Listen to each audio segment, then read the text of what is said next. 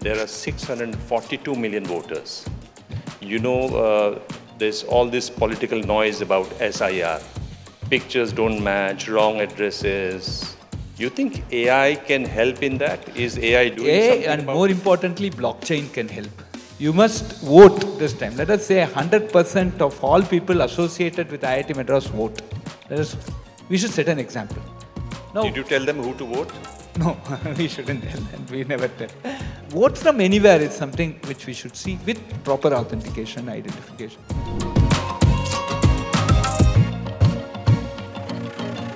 ஆச்சி royal gulab jamun packs ஒன்று வாங்கினால் ஒன்று இலவசம்.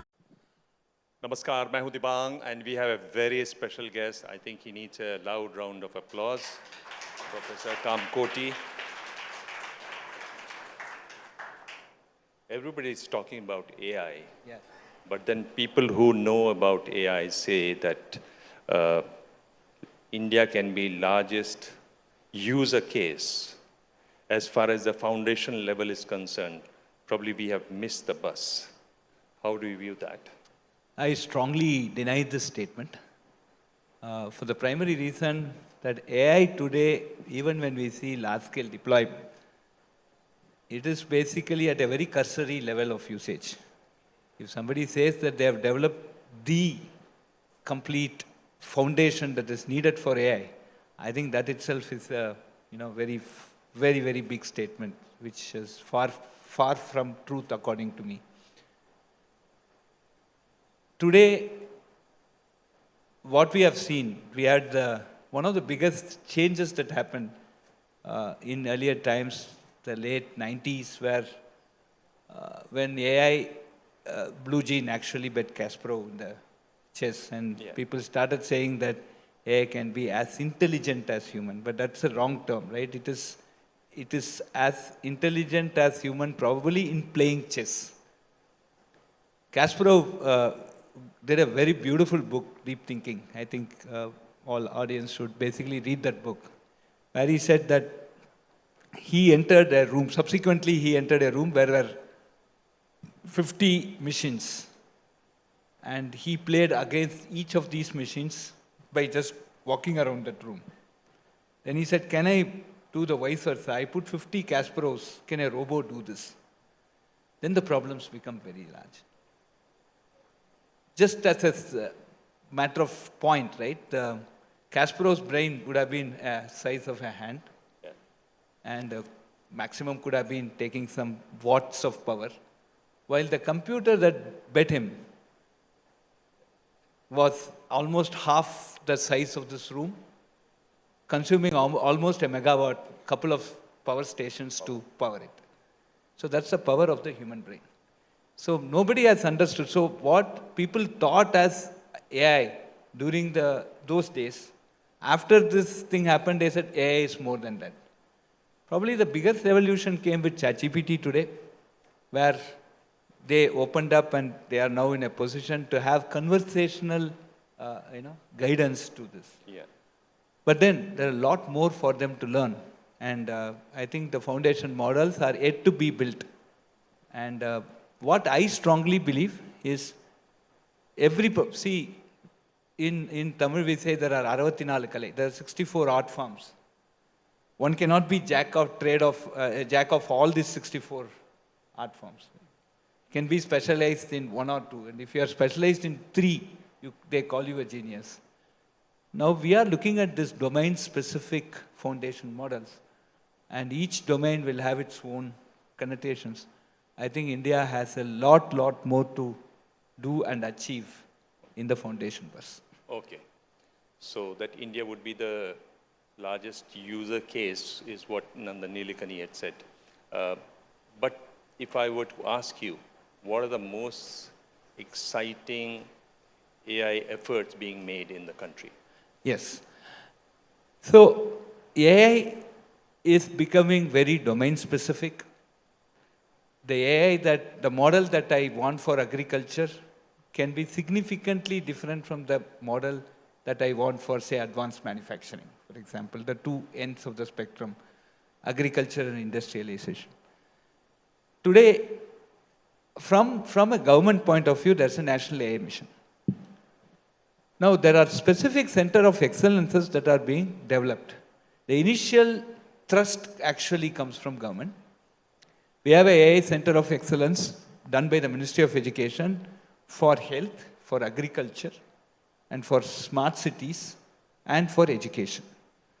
And these four are the areas where AI is actually started to make a big difference. I can give you one or two examples to just say where.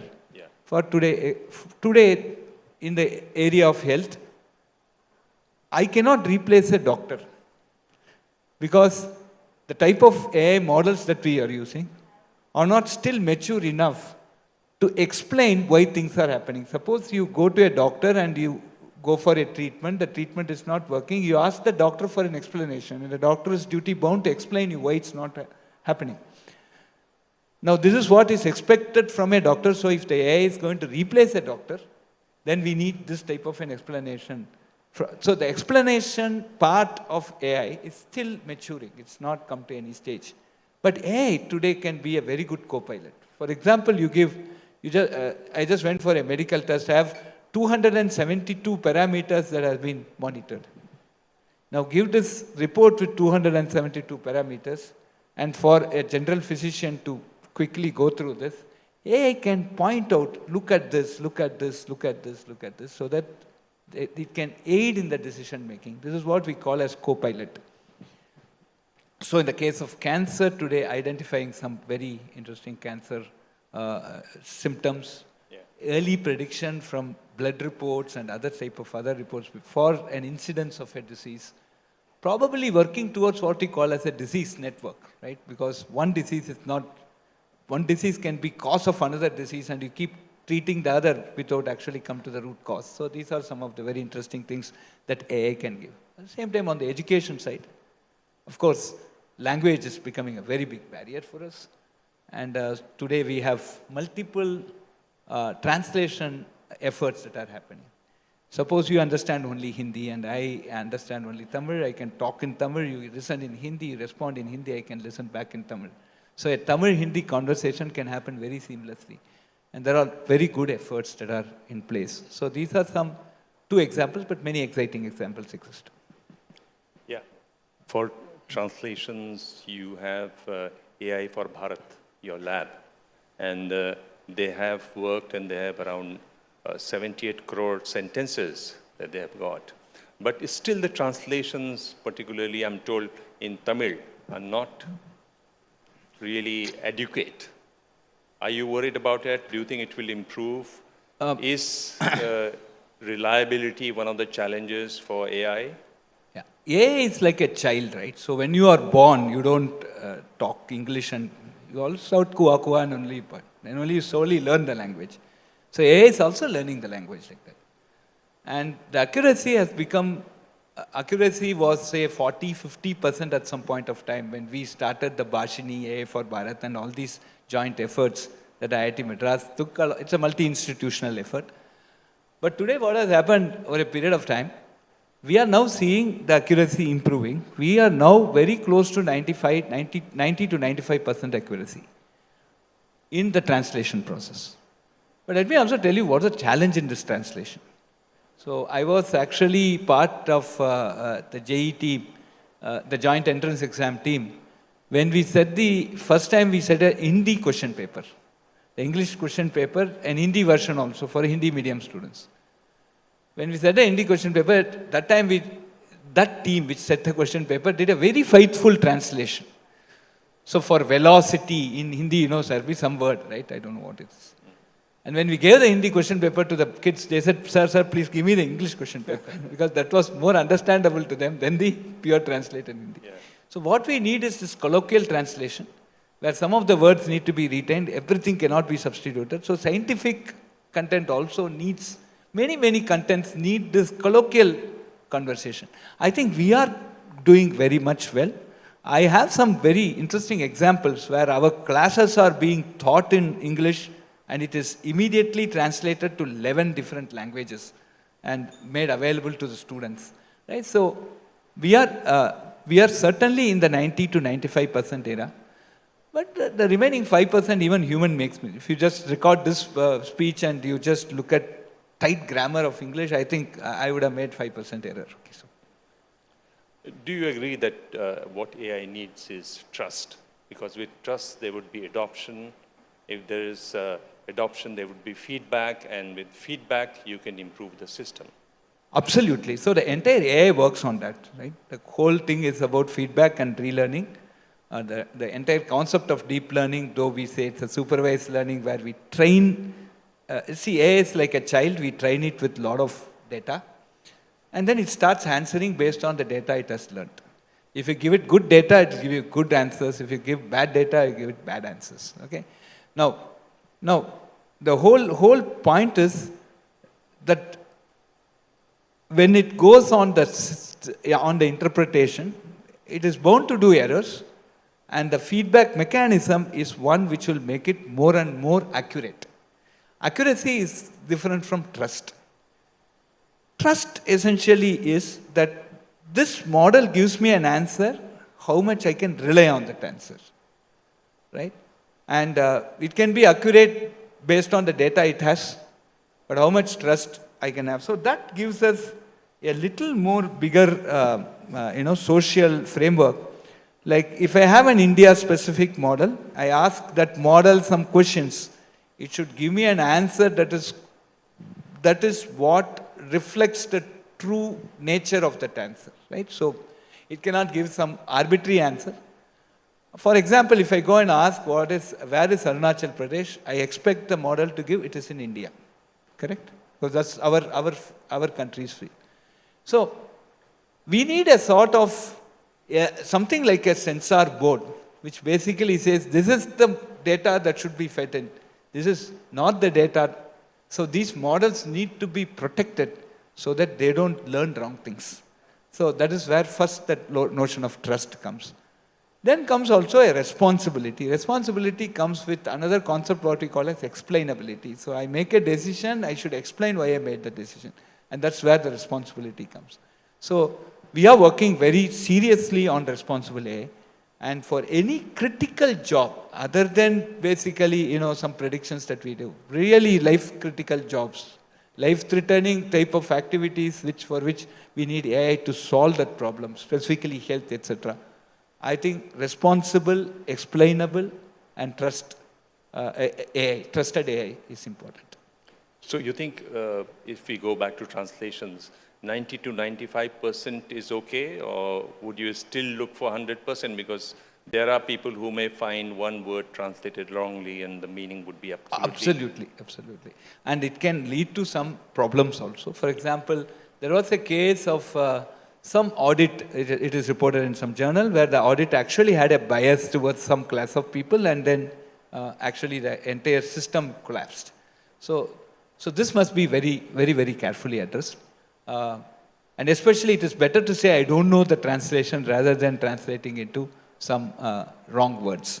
And that's very, very important. And that is where this, what you call as the responsible AI comes in. This 90 to 95% accuracy is something which is manageable today because we are able to run the systems with that.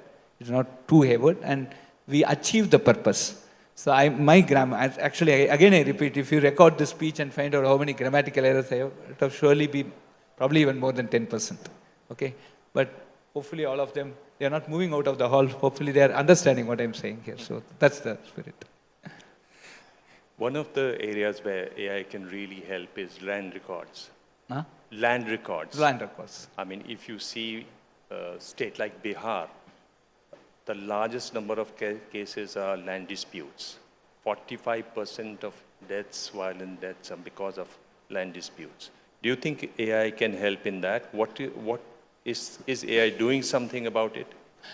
Actually, more than AI, I think land records, the digitization of land record and geo-marking of land records actually will make a much, much more robust land record maintenance system.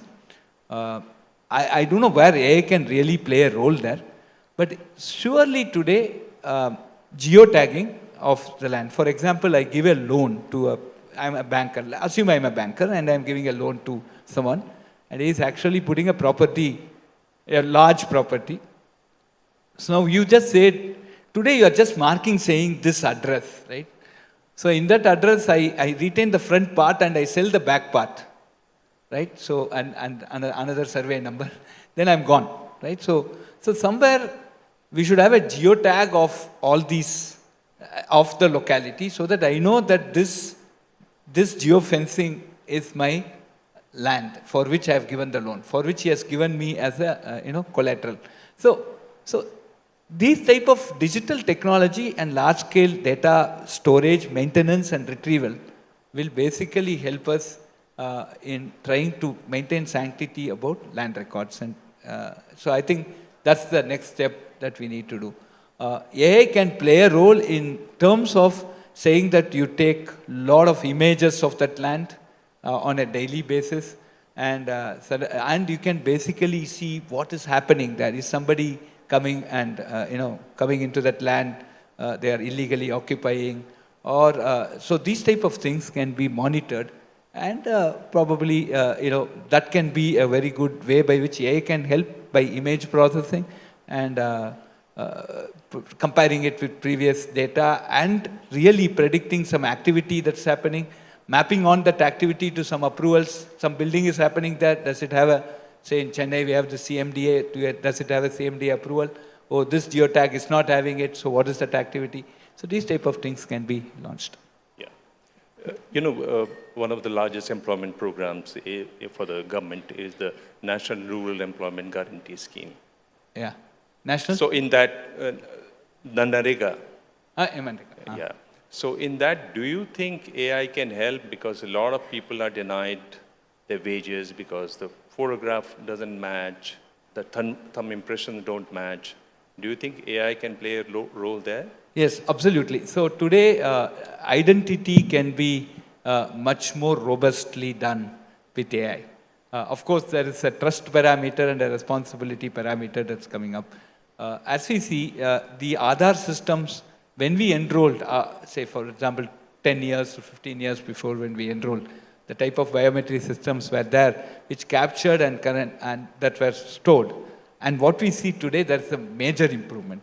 So AI is actually playing a very good role in face recognition, in any of your biometric recognition. And I think once that ID part, identification part is addressed, I think we are really going to make a bigger effect. We basically can say that yes, this particular work is assigned to this particular person and the money is paid to this particular person. These two are very important in mgnrega. What you assign to a particular person, whether that money has reached that particular person, and if that person is receiving it, etc. So, and whether that person worked or not. So all these things could be, biometry will play an important role, and I'm sure it's going to be, AI can play a very important role in that identification part. Yes. So, Professor Kamakoti, when India had the first ever election, there were 106 million voters. Now, in the last election, there are 642 million voters. There's all this political noise about SIR. Pictures don't match, wrong addresses, people who are there, there's duplication, large number of duplication. You think AI can help in that? Is AI doing something and about more importantly, blockchain can help and always today, one point of time. So today, when we actually see last election as a responsibility of a learned community, telling all my boys that you must vote this time. Let us say 100% of all people associated with IIT Madras vote. We should set an example. No. Did you tell them who to vote? Huh? Did you also tell them who to vote? No, we shouldn't tell, and we never tell. Okay, but then at that point of time, many kids actually told, see, they have come from some far-off places. Their voting is in say some, and for them to go back and come, it'll be another 7-8 days, and they have some conference deadlines and other things. So at least 20-30% of the kids did not go and vote because it's far off, they couldn't. So I think vote from anywhere is something which we should see with proper authentication, identification. I think if biometry works very nicely and there is a biometry-based voter database clear, and anybody can log in with their biometry on a system, on a portal, and they can be routed to their respective constituency on the election day, and they can cast a vote online, right? And we should have blockchain to basically prove that this is the person and this is the vote he has done. So that, this is a vote that has been casted. Of course, we should maintain the confidentiality, etc. Then I think that will be a very interesting thing. So we did evolve such a system at IIT Madras, and then we did put for our very minimal 3,000 voters for our student election. It did work out. So we actually put the system on a e-cart, and we drove it to multiple hostels and said, you can come in. We gave them a small enclosure. They could come and cast a vote. And it worked out very nicely. So hopefully someday we'll reach that stage so that there can be more participation in the voting process. As a democracy, we need that. But if the Election Commission approaches you for purification of the voters list, would you be willing to help? Do you think AI can help in that? As we can give them some models, I think they will have. So basically, we have to look at if it becomes digital, right? If the authentication becomes digital, then AI can play a very important role, right? So where is the digital technology today? Of course, voting is electronic, but for us, identification, if it becomes digital through biometric, then AI can certainly help in a very big way, even in the current setup. Now, Kumbh Mela, which is UNESCO says that the largest congregation of human beings, and last time there was a stampede, crowd control. Again, AI can help in that? Yeah, so crowd prediction can be very clearly done. So we could have more sensors. I think one thing about Kumbh Mela, that we had some continent's population itself visited this place within 5 days to 6 days, right? So that's the major thing. So this time itself, a lot of data, a lot of sensors and things have been put in place. But the crowd was actually unprecedented. That's what we see. And we do have another such event happening in South India, in Kumbakonam, in 2028. We have the Mahamaham. And that's also a very big function. So when it comes to this type of large crowd management, there are multiple things. You have multiple sensors that gives you how many buses have passed, how many crowd has. These sensors can be basically electronic counting, or people go just by certain some X-rays or not X-rays, some ultrasound or something. We can actually make some interference which will count the number of people who have entered or gone out, number of buses that have passed, etc. And another thing is to have drone images and basically predict the movement of this. We could also use cell phone tower associations. We will not go and know which number. That's a privacy intrusion. But we can say how many numbers are associated with a particular tower. And that can give you how many people are there approximately. So these type of lot of sensors can be taken, and it was taken. Many of them were done during, I'm sure it would have been done during Kumbh Mela also.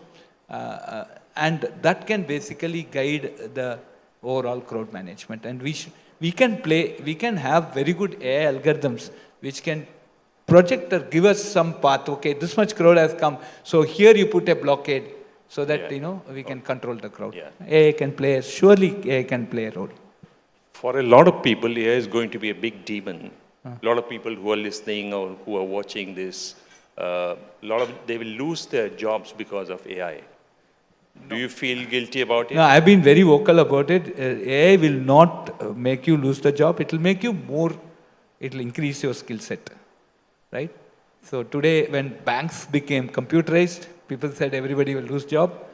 But see, you just look at State Bank, the bank for which we should be very proud of. It's the largest bank probably in the world. Number of transactions would be phenomenal. See how many employees were there in 1970s, where the computerized, 1980s, early 80s, where the computerization started. And today you see what's the number of employees. I think it's always to grow.